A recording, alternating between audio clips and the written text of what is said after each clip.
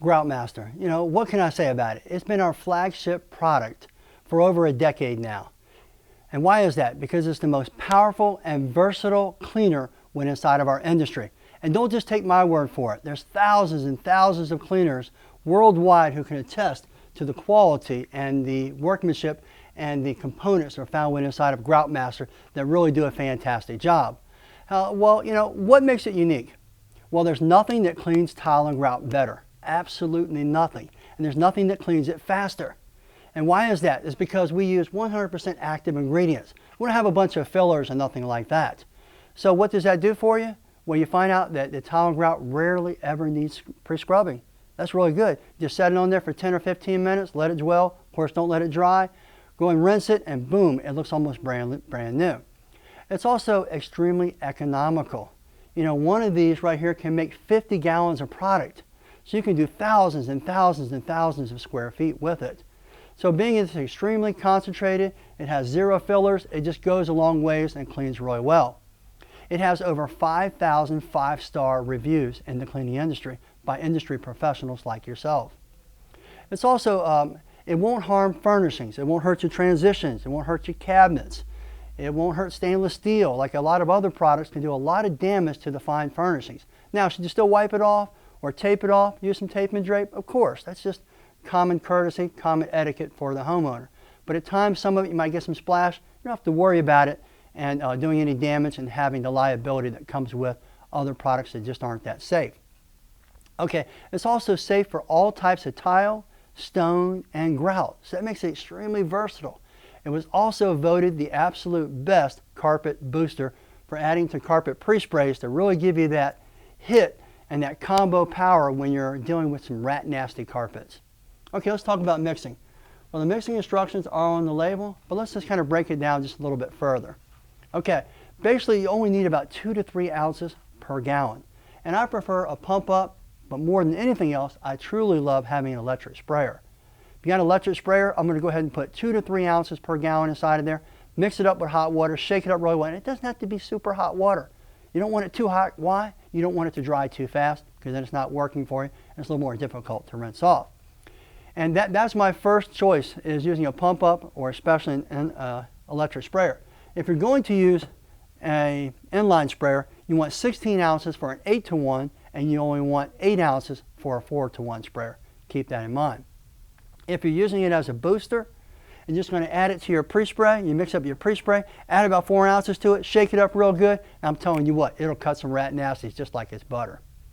Okay, how about a few tips and tricks? Number one, how about a recipe for rat nasty carpets? I know some guys, especially for restaurants, they'll mix up 8 to 12 ounces and they'll mix 8 ounces of Citrusol along with it. So by doing that, you get that 1-2 punch that really does a great job of breaking through greasy spoons and rat nasty oily carpets. So if you come across a Section 8 or you come across a really dirty, filthy restaurant and you really got to cut through it, go ahead and remember 8 to 12 ounces of your Groutmaster, put in about 8 ounces of Citrusol, and boom, it'll really do a great job for you. Now, on both those situations, whether you're dealing with tile and grout or whether you're dealing with carpet, on carpet, I prefer using, if you're going to use some type of mechanical agitation, I prefer personally a CRB, a counter-rotating brush machine, or you can use an oscillating pad machine with a staggered brush on it so it gets down inside the grout lines. And I think it's kind of a misnomer in the industry. A lot of people think, well, if you use the green or the more stiff brushes, you'll do a better job for tile and grout cleaning. I find it to be not the case. What I have found is by using the standard blue brushes that come with it, they're a little bit firm, but just soft enough that when it hits the tile, the remaining parts of it are soft enough, it'll go down inside the grout lines and really clean it well. So if you're really dealing with some type of kitchen restaurant or something of that nature, go in there with your CRB and your blue brushes, go to town. Or if you have an oscillating pad machine, get yourself a stagger brush, go through there and really break it up and really rinse it out really well. Okay. Now, it generally takes about 10 minutes dwell time, maybe 15 minutes dwell time, but never let it dry. It is an alkaline product. So alkalinity can leave a little bit of haze. If you get a little bit of haze, just go ahead and hit it off with a little bit of acid rinse, or you can just re-wet it with your product to knock it off of there, or just use a white pad and buff it right off. That's only happened to me a couple times, but once you get the experience level down, just don't let it dry and you're good to go. Another thing too is when I start to pre-spray it, I'll take my electric sprayer and I'll run it on low and I'll just go down all the grout lines first. That's the dirtiest areas, right? Then I'm going to mist over all the tile and everything. Let it set for a little bit. Go ahead and grab my CRB or whatever mechanical agitation I'm using, or if you're using a hand brush, that's fine too. I'm going to go through and hit all those lines. That's really on the really dirty ones, but most of the time you don't have to scrub. But it does give you an advantage to your clients because it's part of the dog and pony show. It makes you look more professional if you're bringing more equipment in and you're doing more work. Because let's face it, tile and grout cleaning is very profitable, is it not? Now, if you're going to use it as a standalone cleaner, there's nothing wrong with that. If you're going to use it as a standalone cleaner in a Rat Nasty Section 8 or something of that nature, you can go ahead and use an alkaline rinse. Our alkaline rinses are around 8 if you need a 1-2 punch to really knock it down.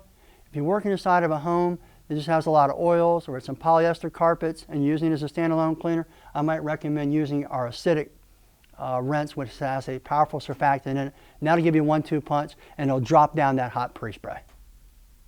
Hey, I want to take a quick second and thank everyone for their support of Truck Mount Forums. Don't forget, if you could go to our YouTube channel and subscribe, we'd really appreciate it. We're a father and son team that started Truck Mount Forums many years ago. So at TruckMountForums.com, it's a huge resource where you can take in all types of information, research just about any subject, and take your business to the next level. Also, we have TMFacademy.com, which is an online resource and training school where you can learn all different types of diverse services to make your business more profitable. And if you need any products or any type of equipment and stuff like that, and the products that we've shown in the videos, just go to tmfshop.net. Lastly, if you need some information, you need it really fast, go to our Facebook group, Truck Mount Forums Professionals, and we'll help you there. Well, I'm Rob Allen. Have yourself a great day.